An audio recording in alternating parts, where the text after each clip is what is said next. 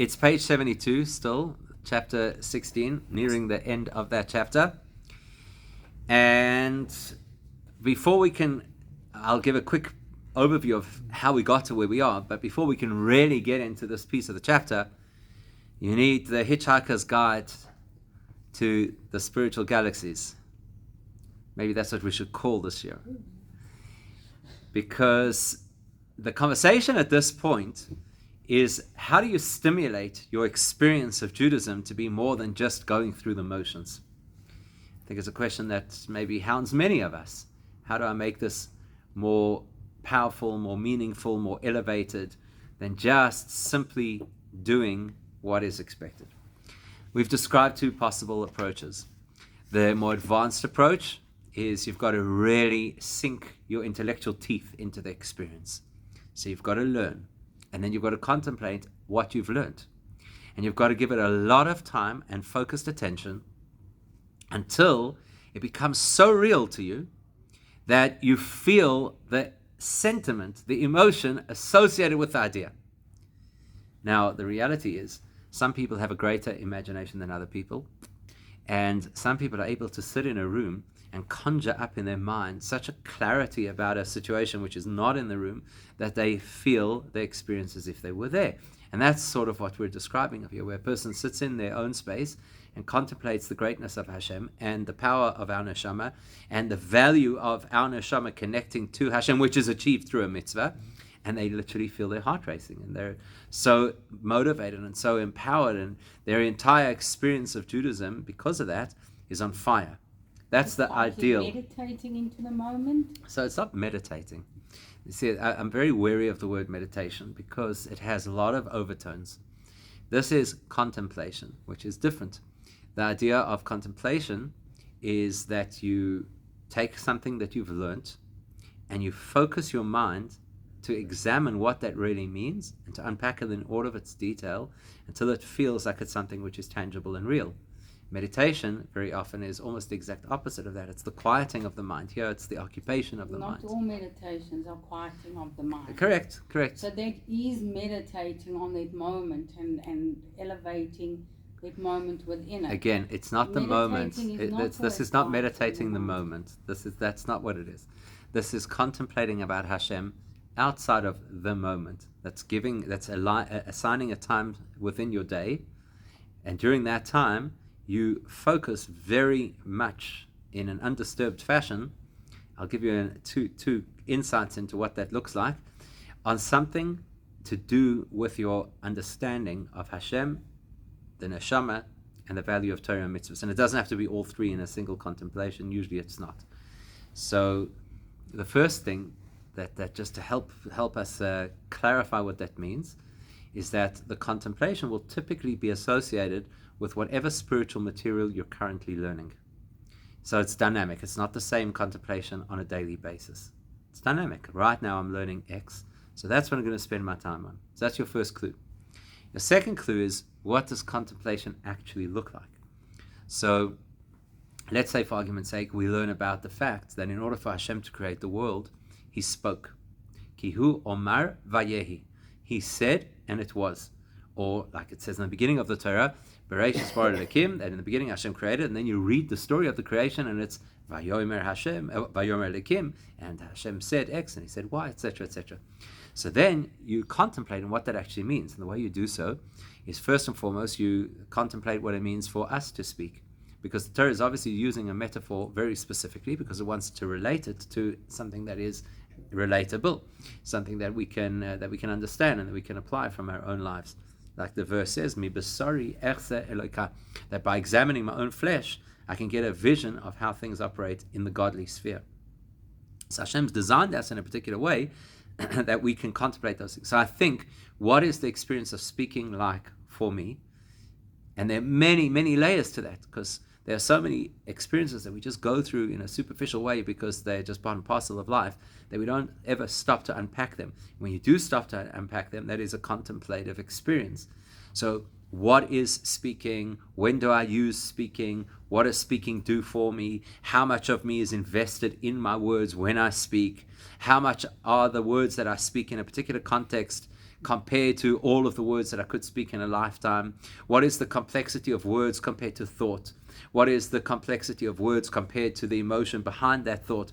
So I create this very robust three-dimensional experience of what speaking is, and then with all of that insight and information, then I can start saying, and how does that work when Hashem is speaking? Because obviously Hashem doesn't speak in a physical way. So obviously it's extracting, in a sense, the molecular reality of what speaking is, meaning divesting it of the human experience and saying, whatever that is, how does that look in the divine experience?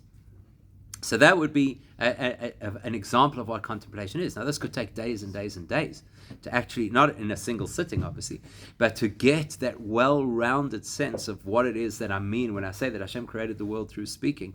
And then from that, I'd be able to go to the next step of contemplation, which is once I realize how little of a human is invested in their words, and therefore by extension I realize how little divine energy it required in order to create everything, then my next contemplation is going to be, so where am I in this picture? And then I'll spend time on that, and I'll give thought to the concept of how vast the universe is and how tiny I am compared to the universe, and then to appreciate that the universe is only a physical reality and there's spiritual realities that are completely beyond it, and so on and so forth, and so it goes.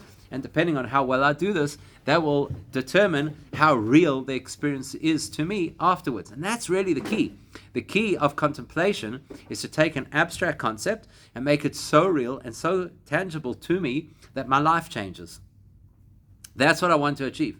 So when I'm not in the contemplative state, I have that shift of perspective that accompanies me.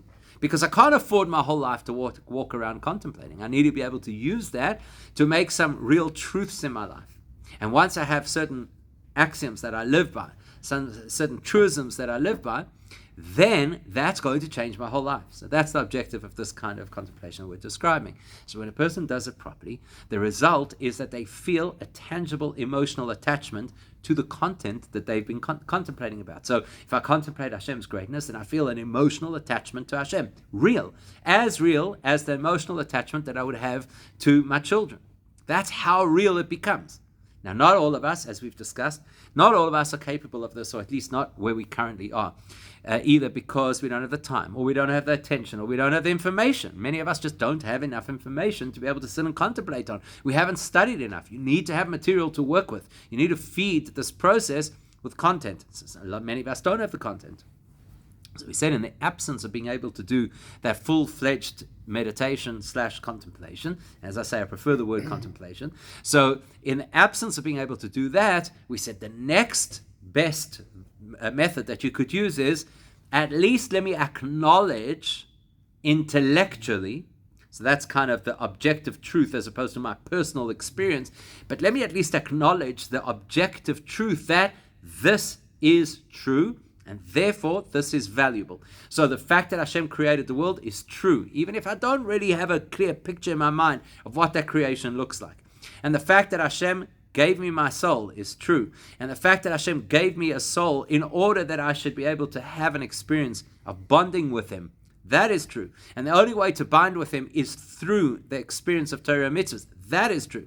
And the most important and valuable part of life is to do that. So if I check all those boxes intellectually, I will still be much more motivated to do what Torah expects of me than if I never did that exercise. And then last time we said that is the mechanism called machshava tova, HaKadosh Baruch Hu metzaref l'maaseh. That when a person has a good thought process, this is defined as a good thought process, then when it comes time for action, Hashem will plug that thought process into the action to give the action greater value and impetus than it should have had naturally. And that's kind of where we left off, where we said we call it elevating. Elevating is like attaching wings to the bird. So the bird is a living creature, but you put wings on it, it becomes a bird. Without wings, it's not a bird. It's like that old joke, right? What do you call a fly without wings? It's the same kind of concept, right? So these wings are supposed to elevate our experience, which obviously elevates us as well. The big question is, elevate where? Where exactly are we looking to go? What exactly are we looking to rise to? And that's why I say we have to have the Hitchhiker's Guide. We need this topography of the spiritual realms in order to know what we're going to be learning in this last little piece of this chapter. So to do that, we need to traverse the heavens. You ready for this? Now, in many settings, if somebody had to say we're now going to experience the heavens, they would also expect us to pass around some kind of mind-altering substance that would assist us in being able to do so. But this is Chabad, and Hasidus Chabad operates without psychedelics, and never the twain should meet. In any event, so what are we trying to do over here? We're trying to understand the topography of the higher realms. And when we say the higher realms, we obviously have to include us somewhere on that spectrum. Otherwise, we don't have a scale of comparison. Throughout Kabbalah and Hasidus, we talk about 4 worlds. Worlds is a very misleading term. Because you know what happens the minute you say worlds? People start imagining planets. And with that comes all of the science fiction that has been embedded in our memory banks over who knows how many decades. And so the minute you say worlds, somebody's thinking Planet of the Apes, and somebody's thinking Star Trek, and somebody's thinking about, I read an article about a planet that they think in another galaxy might be able to sustain life in the same way Earth does. That's where our brain goes when we hear the word worlds. So we need to step out of that for a moment and say, we're not talking about this. We're not talking about some lost planet that's going to appear in the next big blockbuster movie. We're talking about a totally different concept. So to understand the concept, let's look at the Hebrew. Now, I'm going to, again, be very specific here and say the correct term we should be looking at is not Hebrew, but Lashon HaKodesh, the Holy Tongue. What's the difference? Difference is Hebrew is now a modern spoken language, and as such, it's brought in all kinds of terminology from other languages, various slang, like for argument's sake, how do you say geography in Hebrew? Geographia, which is geography in Hebrew. It's the same word, right? Because what's happened, we've adopted a whole lot of words from other places, and we put them into Hebrew. Whereas Lashon HaKodesh, the Holy Tongue, that's the language the Torah used. That's the original pristine Hebrew. The Baal Shem Tov teaches us, we'll learn about it much later in Tanya, in the second book of Tanya. Remember that Tanya is divided into 5 books. In the second book of Tanya, the Baal Shem Tov is quoted as saying that the name that something is assigned in the Torah is the code that brings that item or entity into existence and keeps it alive. So Torah words, Lashon HaKodesh, Holy Tongue words, are not just arbitrary labels. They're not just descriptive terms. They are life-giving force for a particular thing to exist. So when you also in the davening somewhere. Many places, yeah. Many places, absolutely. But absolutely. So now we've got to know what the meaning. So now we're going to know what is the meaning of this word. Okay, so what's the word in Lashon HaKodesh, in the Holy Tongue, for world? Oilam in the singular, oilam mois in the plural. So we'll work with the singular. Oilam is with an ayin. Ayin vav lamed. Exactly. So what's the grammatical association of the word oilam? I wouldn't say it doesn't come from the word, but it has the same grammatical root as the word helem, ne'elam, lehalim, which are all words that mean to conceal. So in spiritual terms, something becomes a world the minute it hides a reality. That's the definition of a world. Therefore, in English, a far better term, instead of saying worlds, which has the overtones of planets, a far better term would be a dimension or a reality. Now, it's very relatable because in our environment right here, we are currently operating in, I'm sorry to say this, but in more than one reality or more than one dimension. What that means is, the easiest way to describe that is, there are automatically 3 dimensions of this sphere, automatically. The one dimension is the in-person dimension, the in-person reality. The second is the on-Zoom reality. So that's another dimension. And the third is the post-share video experience and reality. Now, there are 3 realities of the same thing, 3 dimensions, 3 experiences of the same thing, but not one of those experiences is the same. So let's talk for a moment about what it is to be in the room. What's the value of being in a room for the shir instead of watching it online? Let's unpack that, because that will help us to appreciate the differences between these dimensions or these different realities. So what's the advantage? What's the advantage of being in the room? More present. Present. There's no question about it. You're absolutely present. You feel like it's tangible, it is real, you're having a shared experience. Also, it's far easier to interact because you're in the room. It's far easier to interact.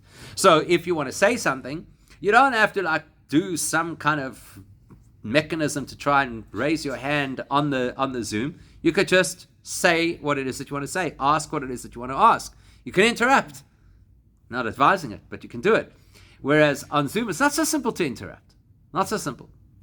Plus, one of the big things about human interaction, and we all know this even if we don't think about it, is nonverbal cues. It's a huge part of our engagement, interaction, communication. Nonverbal cues. And when you're sitting in a room, you can pick up those nonverbal cues very easily because you can see people and you can see them in HD, right? You can see that when you're on the screen, and it's one of the things that is very, very. She's in the chair. She doesn't want to leave. It's difficult. You can't read body language. You can't. You're right. So it's exasperatingly frustrating, right? Exactly. So when you're on the screen, you can't pick up those cues because you can't see those micro expressions, and you can't see body language as clearly as you can in the room, particularly because only part of the person is in the frame. So there's a lot of the connection that happens in ordinary interaction between humans that is lost. So if you're in the Zoom reality, what's happened? It's more of an oilam. It's more of a concealment. It's a whole layer of filtering. So we're having the same experience and we're not having the same experience. Then you go to the person who's watching the video, and on the video experience, so anybody who's, for example, not in the room has no context for the fact that I just shrugged my shoulder. No context at all, right? You're sitting in the room, you can see what's going on in the background, so you can see the nonverbal communication that's going on over here. But if you're on the screen, you have absolutely no idea what happened, and the reality is, if I hadn't said it, you probably didn't even pick it up. So it's a layer of oilam, it's a layer of helem, it's a layer of concealment, it's a layer of filtering. We think we're having a shared experience and we're not. The person who's going to watch this afterwards on a video will have the limitation of the Zoom without any way to check in. So they can't interact at all. So the Zoom option, you can interact. It might be more challenging, but you can interact. The recorded option, there's zero interaction, which means what you're given, that's what you got. You have no agency, you have no way to modify, you have no way to steer the conversation, you have no way to clarify the question that's on your mind. There's another layer of concealment, another barrier to entry. But if you were to pay attention or you knew what you're looking for, you could maybe pick that up. Of course you could. So would it be fair to say perhaps a better framing would be a paradigm, because then you can almost influence that perception. Okay, that's fine. The reason I'm calling it a reality is because, and I think paradigm is a good word, right? You have different paradigms, you shift those paradigms, etc. The reason I'm saying a reality is because that is my reality. I don't have another reality in this context. My reality of this shiur is different if I'm in person, if it's on Zoom, or if I'm watching the video. It is a different reality. Different experience. Even though it's the same shiur. Okay? Now let's take that outside of the shiur. Let's use a different example for one moment. So, have you ever taken your kids to the Sabono Museum? One of the things that they have over there is they have one of those thermal scanner. Have you ever seen that? They've got a thermal scanner, the type that they still have at the airport from COVID, but nobody obviously operates it. So you look at the thermal scanner, and it's quite funny because you try and do things to see if you can get a part of your body to look like it's hotter. So you start rubbing your hands together, whatever the case is, to see if you could change the color spectrum of your body. When we're sitting around the table here, the reality that we're experiencing of each other is, you'll excuse the cliche, skin deep. It's a completely superficial engagement with each other because all we're seeing is what's on the very outside of the person. If we were having a shir, it'd be extremely strange. But if we were having the shir with a big thermal scanner, then the way that we'd see each other would be completely different. You'd see like which part of the body, all the spectrum of colors, which part of the body is not so warm, is so warm, so this person needs to put on a sweater, we'd be able to see those things. If we had the shir with an X-ray machine, it would be a very different experience, right? Very different experience. It would be very weird, and it undoubtedly would sharply curtail our ability to interact with each other, right?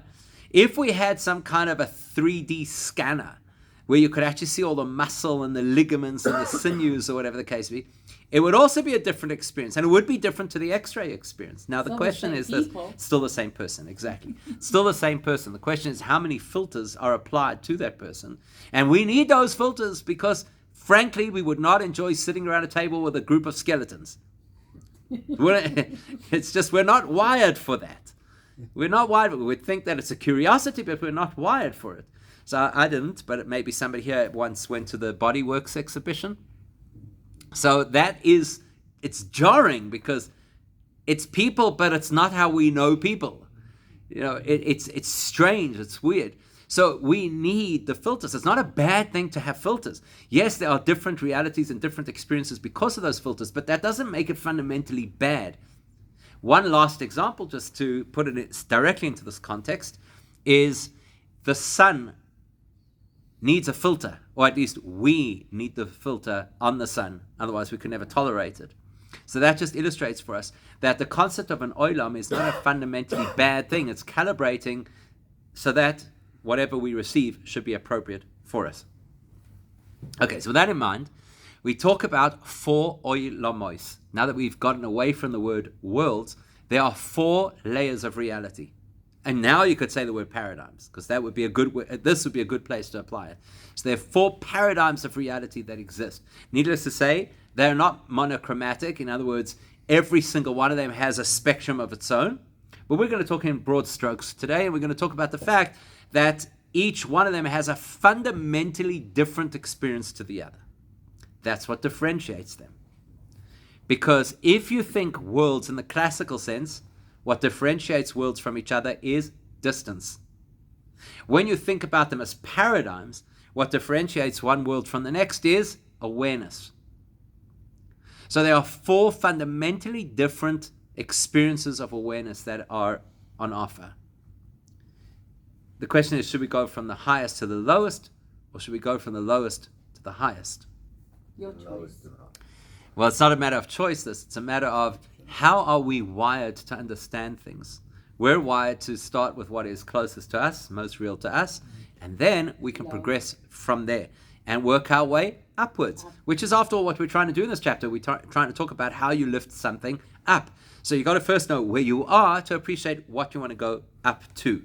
So the label for the reality that we live in is Asiya. That's what it's called. It's called the realm or the paradigm or the reality or the world of Asiya. Asiya means action. It's not limited to the physical universe, because that's immediately what we'd think. Oh, the lowest dimension must be the physical. No, it's physical and it is spiritual. That means to say that within this lowest reality, there are many, many spiritual experiences.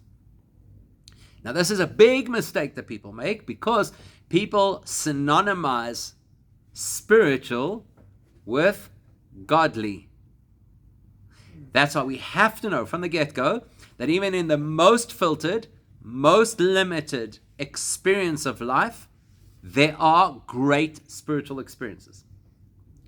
That could be paranormal experiences, it could be psychic experiences, it could be out-of-body experiences, it could be dream states, it could be miracles. There are many, many things that happen in our reality that we think, oh, wow, I've just stepped into another dimension. We have not. They are part of the range of offerings within this dimension. It's really important for us to know that. So then what is the definition? What determines the parameters of this world, this reality, this paradigm called Asiya? Well, let's go back to the word, because as we've said, words illustrate meanings. Words capture the essence of something. So what does the word Asiya mean? Action. It's a world defined by action.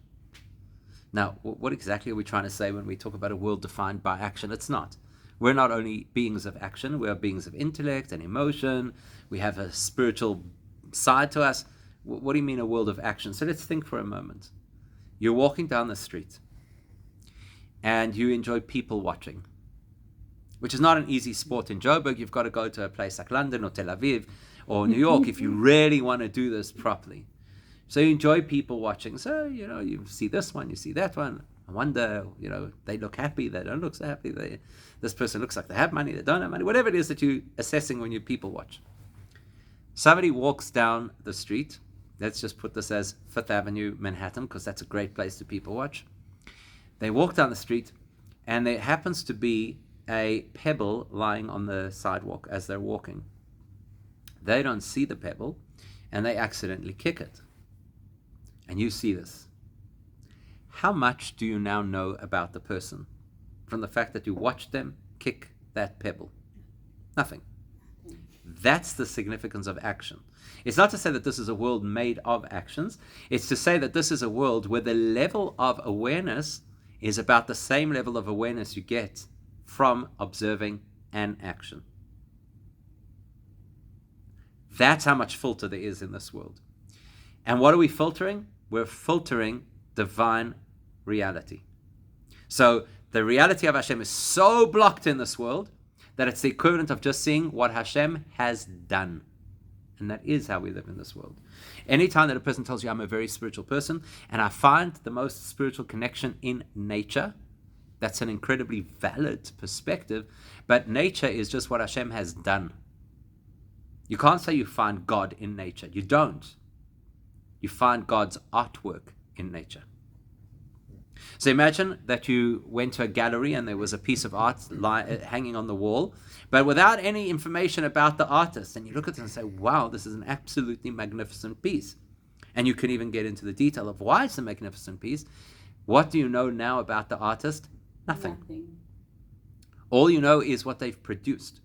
So if you live in this reality called Asiya, the only insight and awareness that you get about Hashem is, at best, and you've got to be paying attention for this, you can notice what he's done.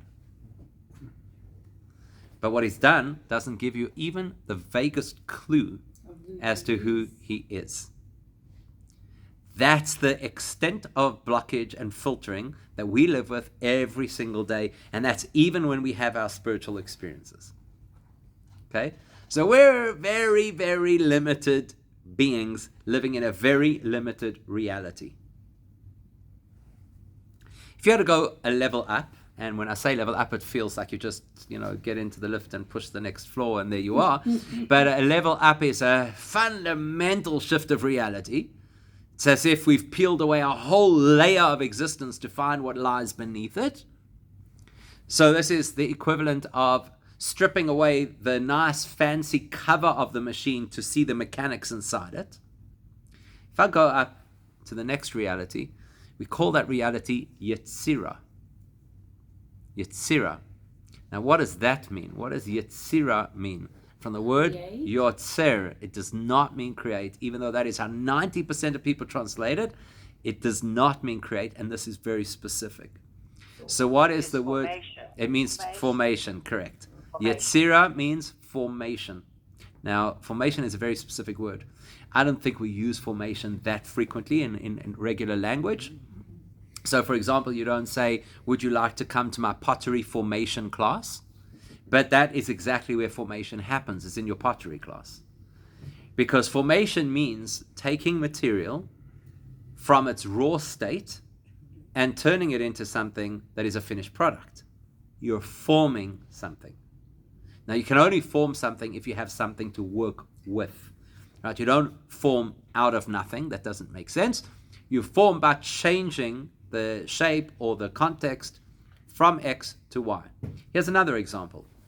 You might form a poem. Right? What does it mean to form a poem? You're taking the English language, or whichever language you're poetic in, and you're forming a message out of that language. But you're not creating a new language by writing a poem.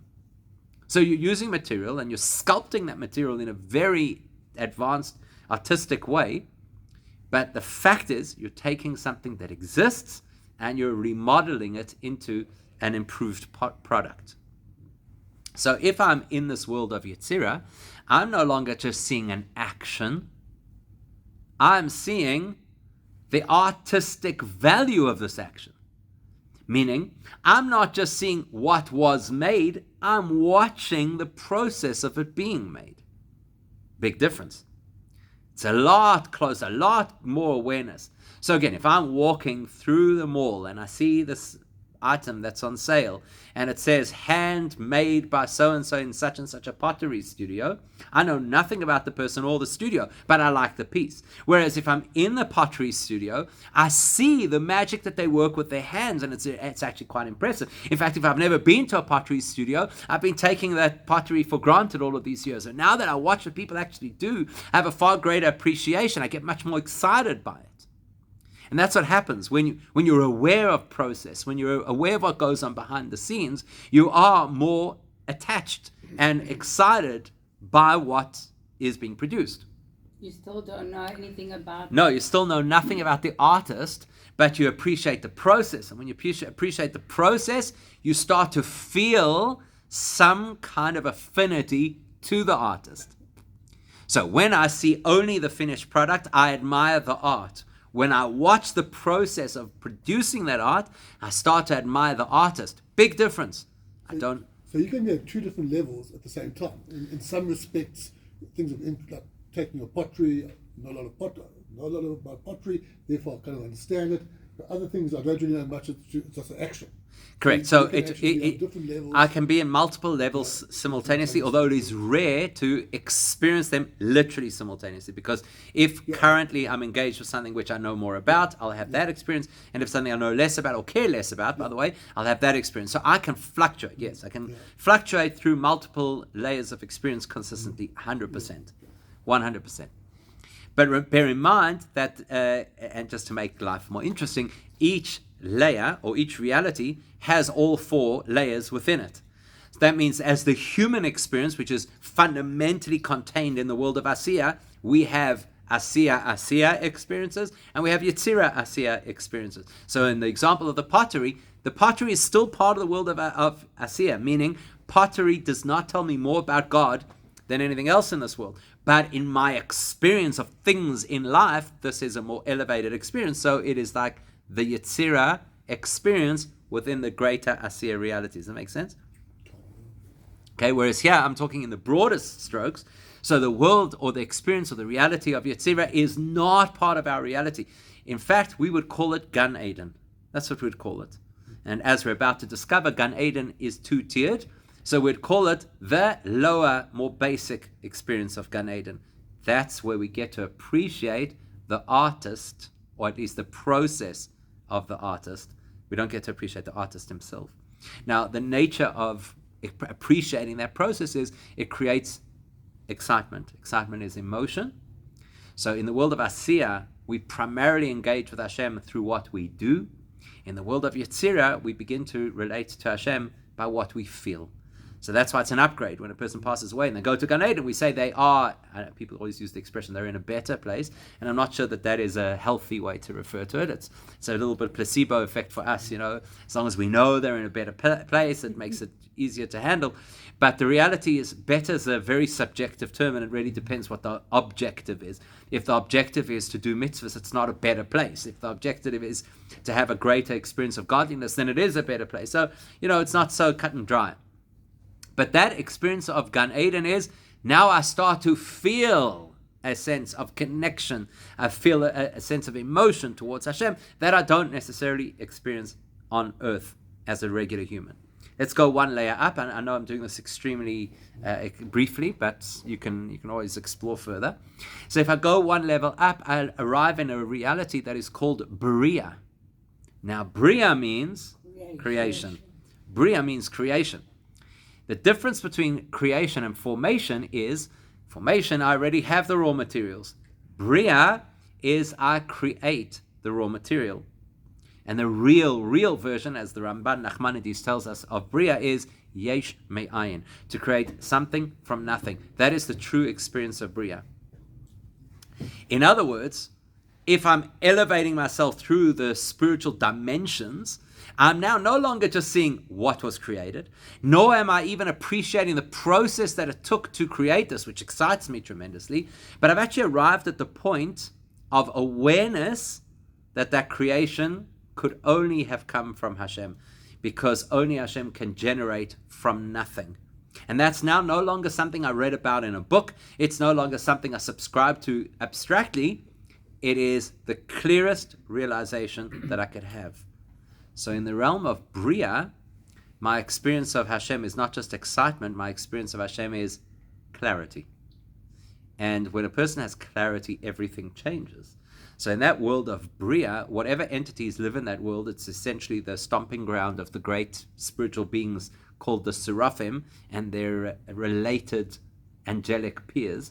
So they live with such clarity that they even at times, and that's why they're called Seraphim, because it means to burn up, at times they actually just disappear in the greater awareness that there's actually only Hashem, and we're just these temporary flashes of his creative power.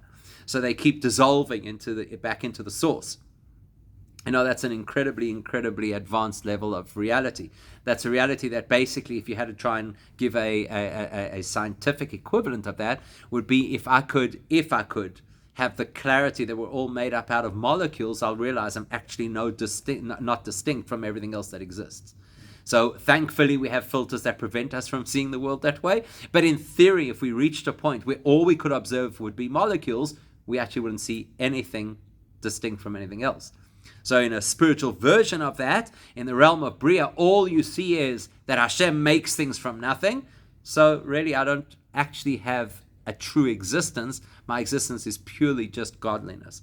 And the amount of dedication that a person would have to Hashem, or in this case an angel would have to Hashem, is absolute. Right. I was going to ask, is that the world of angels? Certain angels, the higher angels, and it is also what we call the higher Gan Eden. So the really, really big souls, they get to the higher Gan Eden. That's where they land up eventually, right? And then from there is an infinite leap. So as big as the jump was between these different worlds, the jump to the next one is an infinite leap, because the next world is called Atzilus. And Atzilus comes from two words. It means Laha Atzil, which is to emanate, and also comes the word Eitzel, which means close to. Because this is effectively, it's not a world in the classic sense. This is Hashem's so-called, and big quotation marks, Hashem's so-called personality. Remember that a world means a filter or a concealment. So Hashem obviously doesn't have components or traits.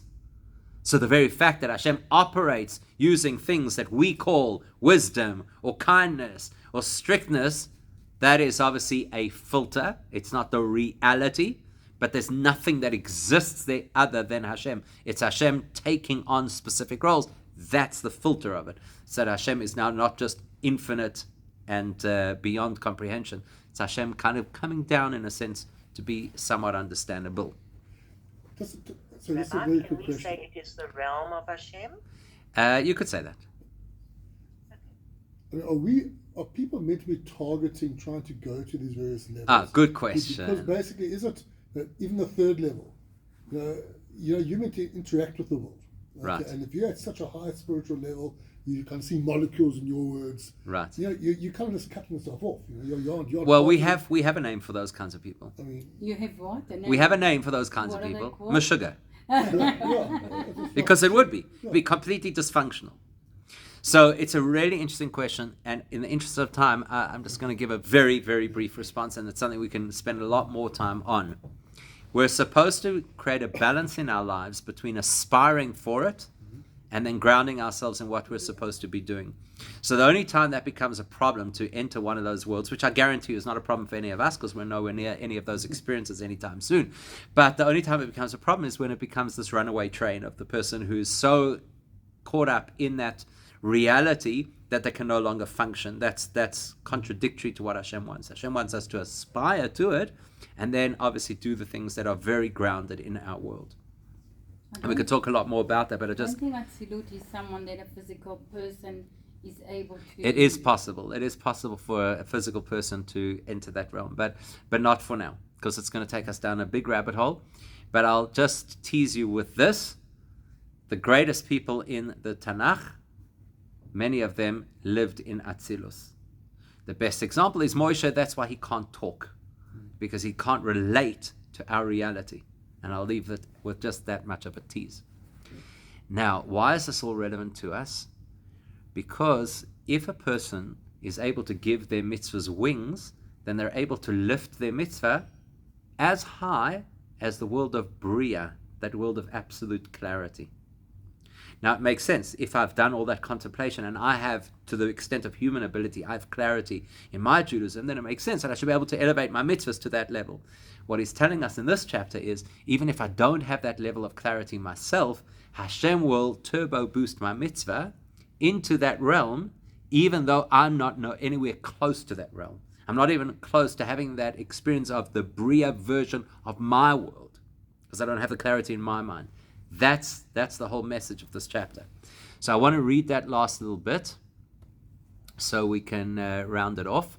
Now that you have all this information, it should be relatively easy to put the pieces together. So do you see there's a little asterisk on the page just next to the piece that's the small paragraph inside? We'll start at that asterisk. Tziruf zeh. So we've spoken about how Hashem links our well-intended thought process to the action that we do, so that the action can be elevated beyond its abilities. Mitzaref HaKadosh Baruch Hu, Hashem does that kedei lahalois ma'aseh hamitzvos. Why is Hashem giving us this turbo boost? To be able to elevate the action we have performed through our mitzvah, ve'esak HaTorah, or the investment that we have made in our Torah study, hanasim al yedei machshava tova hanal, which were propelled by that positive thought process where I said, this is important. That's why I'm doing it. So Hashem's saying, okay, you got your head right. I'm going to add the value to the actual mitzvah itself. Ad oilam habriya. Hashem is empowering us that mitzvah, that activity, that will now be elevated to that world of Bria that we've just been describing, which is this incredible place of the highest angels that are so caught up in their awareness of Hashem that they could literally flit in and out of existence. My mitzvah can be elevated all the way there. Why? Just because I had the right intention. And Hashem then gave me the impetus behind that intention.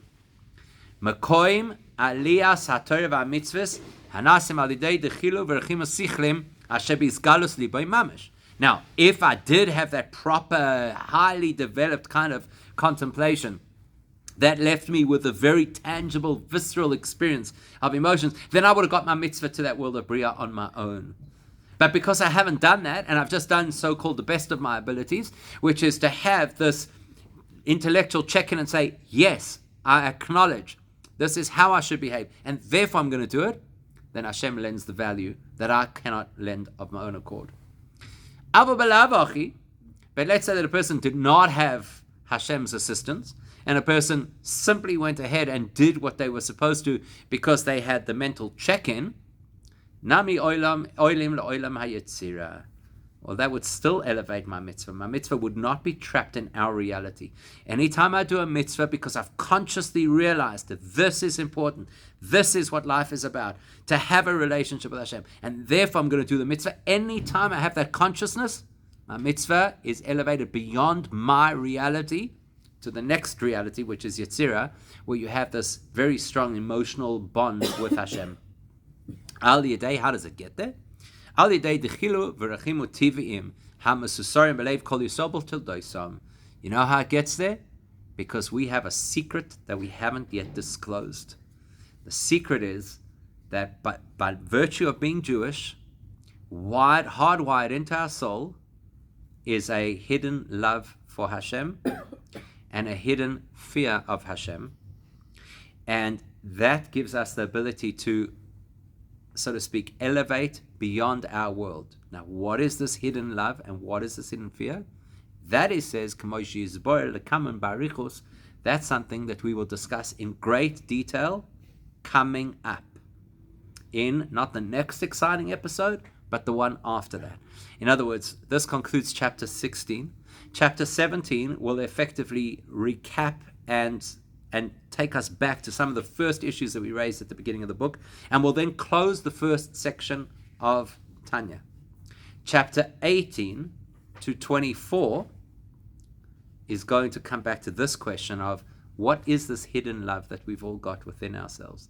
It's a very, very beautiful section of Tanya, which obviously we'll get to shortly, because we only have one chapter between this and that, and it takes us no time to complete a chapter. So before you know it, we'll be doing chapter 18, please God.